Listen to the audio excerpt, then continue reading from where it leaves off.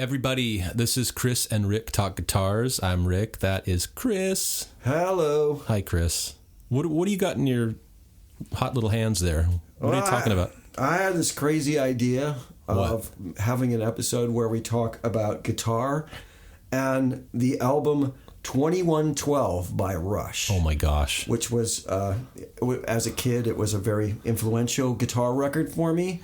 And me too. Just recently, I got some wild hair on my ass about learning this side one of this record. Oh my gosh! Like, for real. I mean, as a kid, I kind of hacked my way through it. Right. But what happened was, as a video for Rush, as you know, recently, I think it was around the time that they made that documentary, which is a great documentary. I love. Yeah.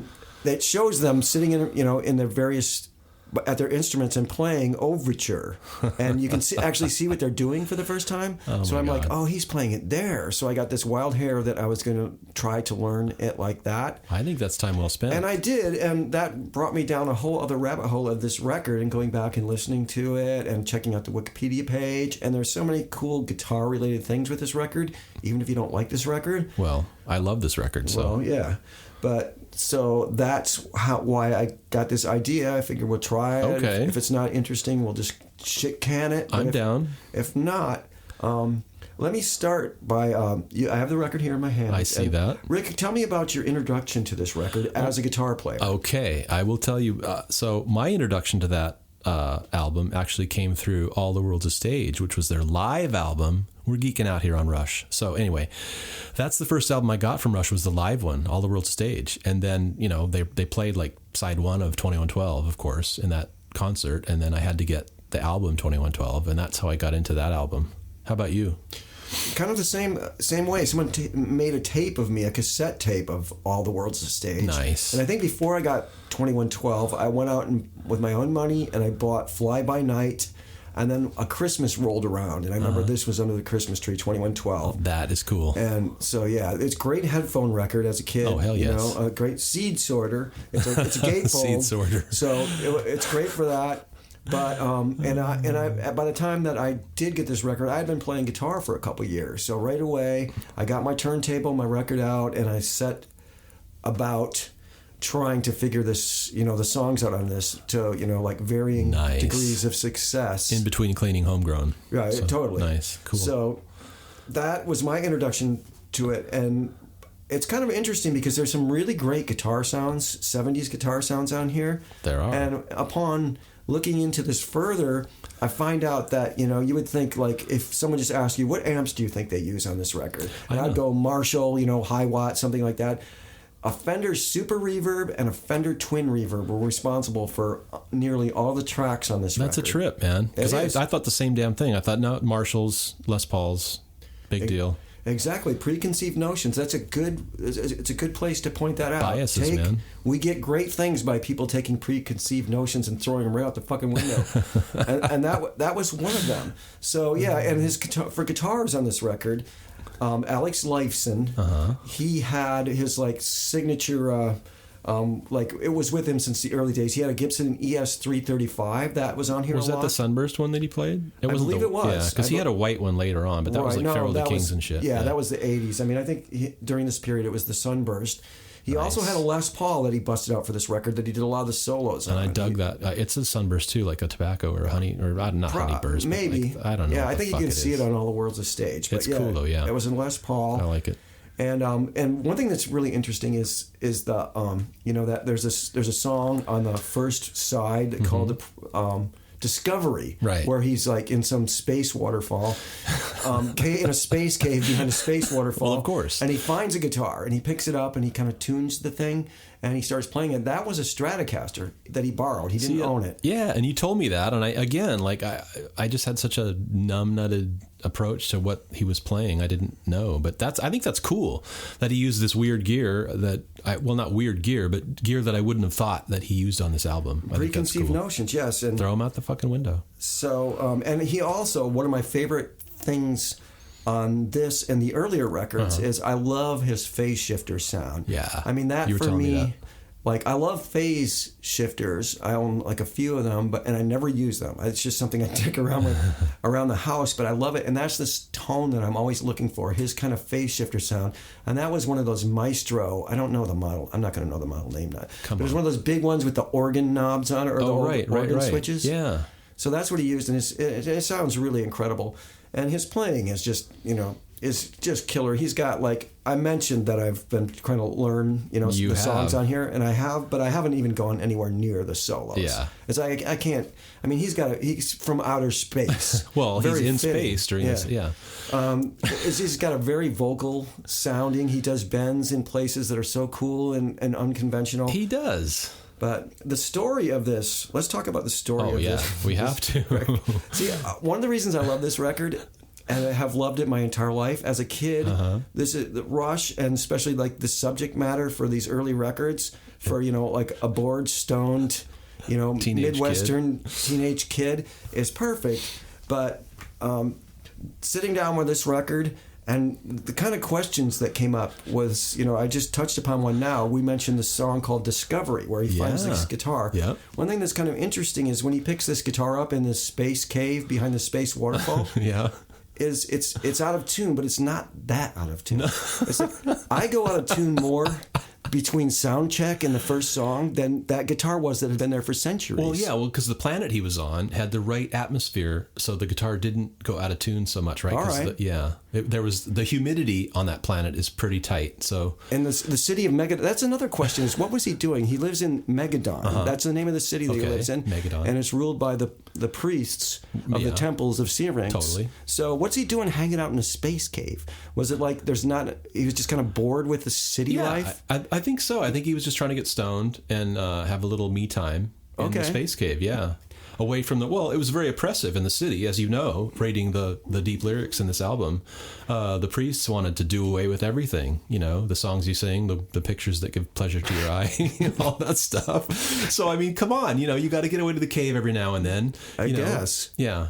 And so he's behind this cave and he finds a Stratocaster. It's like, and he picks it up and it's not that far out of tune, and he puts it into tune. Yeah. And he starts playing this beautiful little piece, Discovery. Yeah. And he's like talking about, like, he's really excited because he's going to go show this to the priests, and they're just going to freak the fuck out and go, dude, we're making you king of Megadon. You found the coolest thing ever. Yeah. Right around the corner. Which brings me to another point. This record actually saved their career. If you watch the movie, you'll find that out, and that's good for them because they had a nice long career after this, and it was like kind of touch and go by the time this record came out. Yeah, that's right. But this record should have won a Grammy for nothing else other than using the words "Don't annoy us further" in a rock song. It's the first time and the last that you'll ever hear that. So when the priest like clamped down on him, no man, no individuality. For you. Well, I mean, they had the professor writing all these lyrics, and as we know, he was... The professor, for people who don't know, tell them about I'm sorry. So Neil Peart is the drummer for Rush. Well, the second drummer for Rush, I don't know how many they had, but he's the prominent drummer for Rush, and he was the only guy in the band, apparently, that read books, and so he got to write lyrics to these songs, and you don't even have to read any of Ayn Rand's books because he captures her essence in most of his lyrics. Wouldn't you say, Chris? Definitely. Yeah. This is really cool. It's pretty right deep. Here. Why don't you quote a little bit? I'm going to quote from the liner notes. Yeah. Side 1, 2112, lyrics by Neil Peart. I think that's how you say his name. Okay, got it. And here we go. And the meek shall inherit the earth. I didn't know he wrote that. I think he stole that. That might be plagiarism. So? Yeah. I'm surprised we haven't had like some sort of like high profile lawsuit from the priests. Yeah. So let's circle back to guitar and this record, so we have a reason to even be talking about this. Got it. So yes, so the 335s. The Les Paul and the Stratocaster for the presentation. Cool. Geddy Lee has some amazing bass sounds as well as bass parts. Just from a standpoint of just like, a classic piece of like 70s like engineering and just recording. It's brilliant. Yeah, and I think so too. And we love Rush, by the way, but we also love to joke about them because they're silly, and they know they're silly, and that's what's so awesome about them. And Chris was alluding to that documentary. I would highly recommend it because it's freaking cool to watch, and it gives you insight that they're not these serious dudes. They're just goofy Canadian silly people who know they're silly, but yeah, I mean, the sounds, they're a 3-piece band. And if you listen to them play and listen to this recording, it's amazing. Like, Geddy Lee gets great bass sounds. I think he's playing Rickenbackers here and probably Ampegs or some crap, but... You know, I should have paid more attention to that because I'm sure that he's a bass player, so we don't care about him. But and Alex, like you say, I didn't know that until Chris told me this stuff. I didn't know that he was playing through these kinds of amps, and I just assumed it was Marshalls, or Hi-Wats, big rock and roll amps and stuff. But that's what's so cool. I mean, because he gets great guitar sounds, and again, they fit the song, they fit the parts of this silly story of. Space rock David opera. and Goliath against the priests. Against Alex Lifeson against the priests of the temples of Syrinx. But it's brilliant. I still I went out at some point and started collecting records again, vinyl records, and I collected all, including music that I really listen to now, more modern and other classic music. I had to collect all. I have all the Rush records up till Signals. And as a kid, I kind of jumped off after, I think it was, what's the one with the guy dancing on the brain? Oh, that's Hemispheres. Hemispheres. That was the last one I bought as a kid. And then I went to other directions. I got more into more hard rock. And I left them, but always had great respect. I mean, listen to that All the World's a Stage double live record, and know that it's 3 people doing that. Yeah. It's pretty phenomenal. It's awesome. That album was my introduction to Rush, and as yours too, I guess. And I had the same reaction. I'm like, this is a 3-piece band, and whether you like them or not, I just think there's something to respect about 3 people in a band making that kind of sound and that music, because they were very thoughtful about the fact that they were a 3-piece. And how to fill the space correctly and everything else. What am I doing with my feet? Exactly. I'm doing. So I'm going to get some pedals. Right, totally. So I'm going to get every appendage working towards this thing. It's like spinning plates and juggling and stuff like that. But no, and I guess that's where my preconceived notion came about, because I saw that the cover of that album, right, where he's got the Marshall stacks and all this stuff. Oh, I just assumed that's what you play in the studio, but no. And as we know, and I've found that out about other artists too, whether I think Schenker we talked about. He recorded with some funky amps. Right. And he got these big, huge guitar sounds, but it's it's not a Marshall or Hi-Watt. It's like a pig nose or some weird thing. And same with Alex. He was playing some amps that I would never have guessed. Right, he's playing the blues amp, the super reverb. It's like, you can't do that. No. That's a blues amp. Hey, Alex, do you know that's a blues amp? No, I don't care. You have to dial it back. I don't know why he's Southern. He's not Southern. He's Canadian. So well, whenever you start talking... I know it's a blues amp, but I'm going to use it for this rock and roll stuff, No, it's preconceived notions. I know. It's throw them out the window. And that's how everything cool gets invented. I mean, just to digress a little bit, look at the back of that cover. Okay. How can you not love that? They're wearing kimonos. Kimono, you don't. We're not gonna, whose idea was that? Okay, they laugh about that. If you watch the movie, they will laugh about their fashion choices. They're just, I want to hang with these guys. Totally. I mean, when I was a 15-year-old or 16-year-old kid, I thought, man, that's cool. I want to get a kimono. I didn't even know what a kimono was, but I wanted one. I just thought it was like intellectual music. It's totally. The professor on the drum kit. Totally. This is like way deep, like intellectual, expansion of my mind by listening to this music. And then you read a book and you're like, you know what? It's kind of like Dr. Seuss. Exactly. A little bit.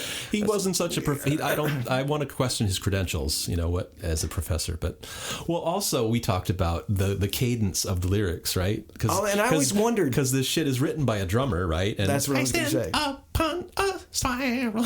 Yeah, it's very much on the beat. The phrasing is very drummer-like. Yeah, but I read something about, because recently I went down this huge, Rush, this, what do you call it, the rabbit hole. I love it. And I heard about the writing process that, I don't know when it was at this stage, but now it's like Neil will write lyrics and give them to Geddy, and he will kind of go over them. He'll make changes and stuff, and they'll work it out. So maybe then it was more like the drummer wrote this while he was hitting the kick pedal and the snare on the 2 and the 4. So Although the 2 and the 4 probably didn't fit in very much on these songs. Yeah, because it's a 16, a 9 by 16, whatever the time signature is of this shit. Terrible with math. I just love the music. Yes, exactly. So great record. I like all of the early ones, and in a guitar. I mean, this is a guitar episode, so I mean that's what drives me there. I mean, it inspires me to play guitar, and you can take stuff that you learn on these records, sounds and techniques and riffs and whatnot, and you can you can put them in country music. You can do whatever you want with them, and that goes back to that unconventionalism of like doing something different. And that's whenever I get stuck. I'm so sick of my playing. I pick up a guitar, I play the same thing. It's like yawn, yawn, yawn, yawn. I challenge myself. I could go find a record that you want.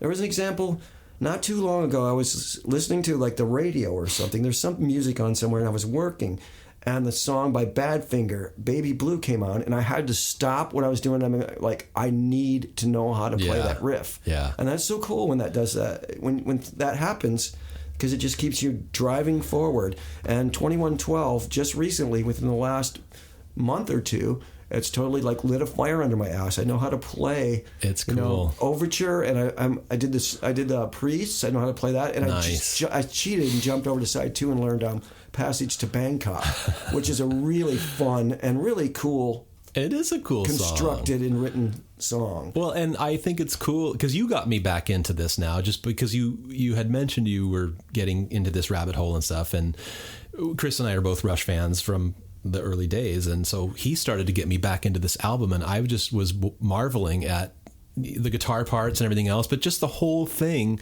both sides of the record, right? Because the other side is where we talk about like Alex and Geddy got to write some songs, right. He's got the one Twilight Zone, and each got one song, and it is fun, and I'm the same way. Like I get so bored of my playing too, and then. But the cool thing is, you put on a Rush record or something like that, and you listen to the way Alex Lifeson plays, and you're going, damn, okay, if I can kind of get a little of that juice into my playing, then it'll make me think differently about how to play and then do some different things. And that's the fun part about it. And these records are great because Alex was putting a lot of thought into these parts. It's not just simple rock and roll. No. And some people, don't dig it and it's not their cup of tea, and that's totally cool. But Chris and I just love this crap. And from a guitar standpoint too, it challenges you, and it challenges you technically, and it also just challenges you in the way you think about how you're going to play and how you play and your style and everything else, like you say. So right, I was just very psyched when the movie came out, the documentary, because A, it was really good, and B, it suddenly made it okay. I mean, I've always liked Rush, you know what I mean? Yeah. And it made it okay for you. I mean, they finally got the props that they deserve for being like, these guys, like, they're dedicated, they worked hard, and they came up with some really cool shit. Totally. And the time when they came up with this, it was perfect for the time. I mean... Oh, yeah. Well, and I think we've always been fans, and it hasn't been fashionable a lot to be Rush fans. But I think there were just a lot of closet Rush fans, honestly, like that dug them, but were like, nah, fuck it, that's prog rock bullshit or weird. But then, like you say, as time went on and they became kind of a cool thing, more people were like, I was always into Rush. That Limelight song is catchy. That's the thing. I mean, I didn't necessarily go down a prog rock, and I have a hard time thinking of Rush as prog. Like, Yes was something as a kid. I really tried to get into Yes, and it didn't really speak to me. I still appreciate them. They're great. The same thing, same kind of like very, technical ability and great, musicianship. But Rush has hooks, and I'm a sucker for hooks in any style of music I have. Right. Yeah. And I mean, because they really know how to hook you with their melody and the way they play. That first album is a great rock and roll album. Yeah. It's silly. I love that record. I do too, but there's some great guitar riffs in that album. I mean, classic. I mean, totally. They were borrowing pretty liberally from Led Zeppelin, but they released. Who wasn't? Who was playing loud rock then? But it was their own. But there was their own spin on it and stuff. But I agree with you on that. But they're classified as prog rock. But I think I see your point. I don't really consider them prog. I don't consider them the same as Yes, at all. But they're definitely. It's not.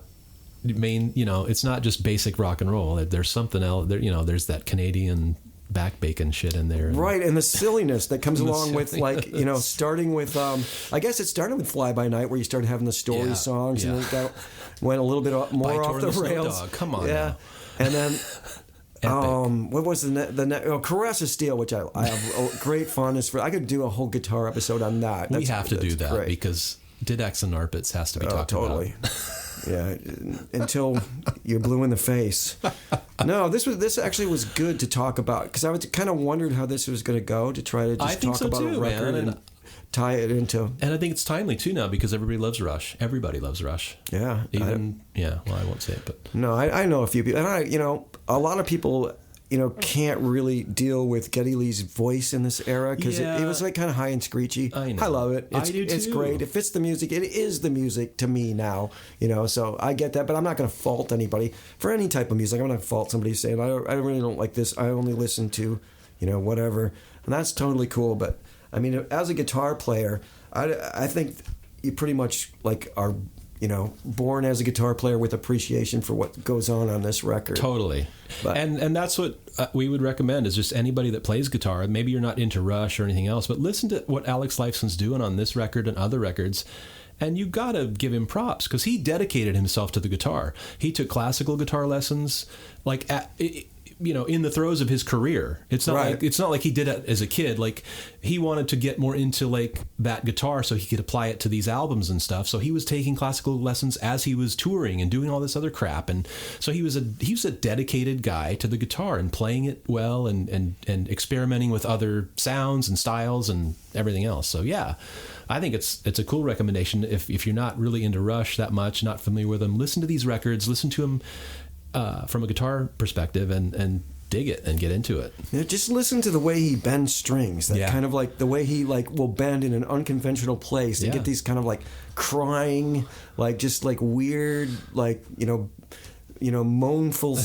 I don't even know the word for it, but it's just you see what he's doing, and you're going, oh, he's bending there instead of and you can apply that to your own music. Some place where you would ordinarily just maybe fret the note, start where, in an unconventional place and bend up to it and just make that vowely kind of sound that's all over this record. Yeah. And I still need to get one of those phasers. It's a Maestro. I know that there was a shop in town that they probably still have it, because they're $300 or something. Exactly. But but they are cool. Yeah, they're super cool. And I know exactly what you're talking about now, because I have the picture in my mind of that phaser, and it was the big phaser to have at that time too. Yeah, it barely fits in the car. Exactly. It's huge. You have to have a Lincoln or a Cadillac, but you can't. Yeah. But it's that sound that I've always chased. I mean, I've got the what is it? The Electro Harmonic Small Stone. I've got a Phase 45, and I've got an orange Vinny Ibanez. Yeah. And none of them. I mean, some of them will get in the ballpark, but none of them just nailed that syrupy, liquidy. Yeah, that's a cool one. That's definitely a cool one. So let me ask you something on this record, because I've read some background, and it's really interesting to hear these guys talk about this record and this story, because when you hear them talk about it, you're like, yeah, I don't get that. So what do you, at the end of the song, when the Solar Federation comes in and assumes control, what do you think happened? I think the planet explodes, and then lots of mini planets populate the galaxy. And lots of little prog rock bands start up on these planets. I don't know. I have no idea. Is there a prologue there or something? Or no, it's just I think he takes his own life. Oh, and man, it gets heavy. Yeah, it does get really heavy. And let's see, he has that Oracle, the dream, and then and then he just wakes up from his dream and says, "This sucks." Okay. Peace out, brothers. I'm So it's going all to a dream. space heaven. It's either all a dream or something, or I don't know. There's some sort of irony, I guess, because he mentions him in here. I think Neil Peart was a huge fan of Rod Serling, who was way into irony. So I'm sure there's something ironic going on at the end of this song. So it was a dream. I can't remember what it is. I don't care what it's about. I don't Honestly, either. it's about one side of about rock and roll guitars. Fucking roll. Yeah, totally. That's what it is. God damn it. Exactly. Well, at the time, a few lyrics would stand out. But yeah, I was listening to the song as a whole or the album. You know what I mean? Right. Yeah, I never unless it was Dylan or something like that, where you could really hear what the guy was saying or stuff like that. But rock and roll, man, just lyrics are, I mean, they're great, and I love lyrics, good lyrics in songs and stuff. But at the time, as a 15-year-old stoner kid, you hear the guitar and the energy of the music being played and go, God damn, I want to do that. That's cool. I want to do that, and I don't like the priest. I'm on the guy's. You're damn right. I'm on the dude that finds the guitar side, man. Fuck those priests, man. We all have to deal with our own priests of the temples of Syrinx. Being kept down by the priests, daily. Man. Yeah, priests suck for many reasons, but this was the record for the little guy going up against the big guy. Yeah, David and Goliath. Yep. Exactly. Only space. Right. Space David. Space David. Goliath. Remember Davy and Goliath? I do. Hey, Davy. So this is like the updated version in space where he finds the Strat in the cave that's almost in tune. I love that. I love that you mentioned that because... Well, it's true, and I thought about that. Maybe it had locking tuners at the time. I don't know. It could. Space lockers. Space lockers. We call them. Totally. Robo-tuners, at the time. Because it's really not that far out of tune. No. He didn't spend a lot of time tuning it. Covered in dust. Yeah. Like from 1,000 dead planets. And the strings are still in good shape. Right. Yeah, they're probably, I don't know. Elixirs? Yeah, I think probably. They were coated by... I think so, too. It would have to be. Phosphor bronze coated, yeah. Because it sounds really bell-like when he plays. Yeah, like a bell. Yeah, it's... I love it. Yeah, dude, this was a great idea to talk about this album because I, like you, I was a Rush fan and I played guitar and I spent many an hour on the turntable trying to slow that shit down and figure out what the hell he was doing. And just hacking my way through it. But it is nice to see... I'm the same way. It's nice to see where these dudes play it on the net because I'm just a geek for that shit. I want to know. I want to play it where they play it. I don't want to play it where and I always made it difficult on myself. I always played shit harder than it. I'd look at somebody playing it and go, "Oh, they're doing it so easy." Like, why was I trying to make it so hard on myself? Yeah. Right. Anyway, exactly. I'm just a dummy. All right. Well, I think that was a great little mini episode, dude. And this might be something we want to file away. Maybe we could talk about a record in the context of guitar. Well, that's a great idea, actually, because I've got some came to mind as you were saying that. All right. I didn't want to interrupt you, but this will be, I think anyway. The trial run. We'll see the prototype. The prototype. Totally. Well, Chris, unless you have something else to do, let's get the hell out of here. No, just thanks to the band for making this record and giving me so much joy in my life. Thank you, Neil Peart, Alex Lifeson, and Geddy Lee. We love you. We love your kimonos. Maybe we can get them on the show. That would be great. Fuck, that would be so cool. A call-in. Neil Peart won't come on the show because he doesn't like people. But we don't like people either. But I bet you Geddy and I bet you Alex would do it because he's a goofy guy and he's unpredictable. Check your phone. He might be calling. He might be calling me right now. He's texting me. We should go now. We should go talk to Alex. Do it. All right. Bye. Goodbye.